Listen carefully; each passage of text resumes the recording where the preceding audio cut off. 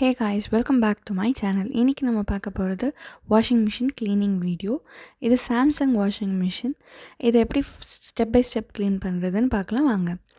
First வந்து இந்த ஃபில்டரை வந்து நம்ம எடுத்து க்ளீன் பண்ணிக்கலாம். இது வந்து லிண்ட் எல்லாமே கலெக்ட் பண்ணி வைக்கும்.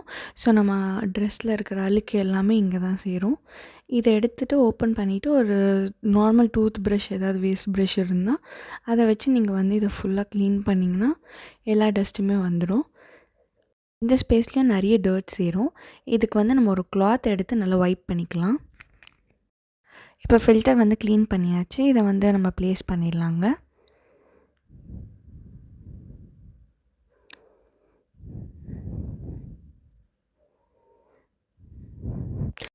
டிட்டர்ஜென்ட் ஸ்லாட்டையும் நம்ம க்ளீன் பண்ணிக்கலாம். இங்கே தான் நிறைய அழுக்கு சேரும். ஸோ இதை நல்லா வாஷ் பண்ணி எடுத்துக்கோங்க. இந்த ஸ்பேஸ்லேயும் வந்து நம்ம ஒரு கிளாத் வச்சு வைப் பண்ணி எடுத்துக்கலாம்.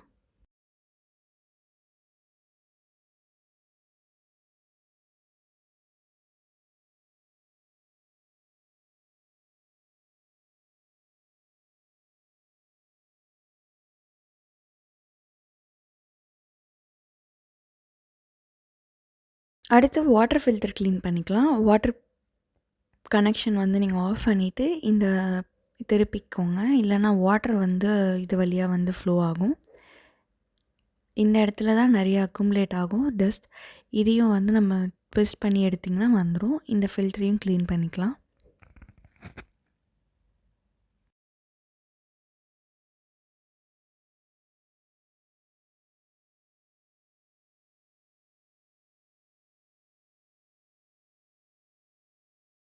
ஃபைனலாக நம்ம எக்கோ டப் க்ளீன் மோடை வந்து செலக்ட் பண்ணிக்கோங்க.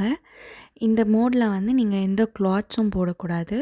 3 months ஒன்ஸ் வந்து இந்த எக்கோ டப் க்ளீன் மோடு வந்து சூஸ் பண்ணி நீங்கள் ரன் பண்ணிக்கலாம்.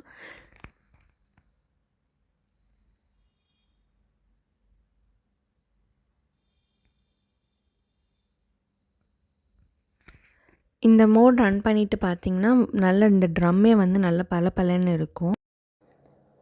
இதுதான் வந்து டீஸ்கேலிங் பவுடர். இந்த டீஸ்கேலிங் பவுடர் வந்து நீங்கள் 6 months ஒன்ஸ் வந்து யூஸ் பண்ணிக்கலாம். இந்த மோட் சூஸ் பண்ணிக்கோங்க. Intensive wash plus power tub க்ளீன்னு இருக்கும். இதை வந்து நீங்கள் டீப்பாக ப்ரெஸ் பண்ணிங்கன்னா ஒரு 3 secondsக்கு இந்த மோடு வந்து ஆக்டிவேட் ஆகிடும். இந்த வீடியோ உங்களுக்கு பிடிச்சிருந்தா சப்ஸ்கிரைப் பண்ணுங்கள், லைக் பண்ணுங்கள், ஷேர் பண்ணுங்கள்.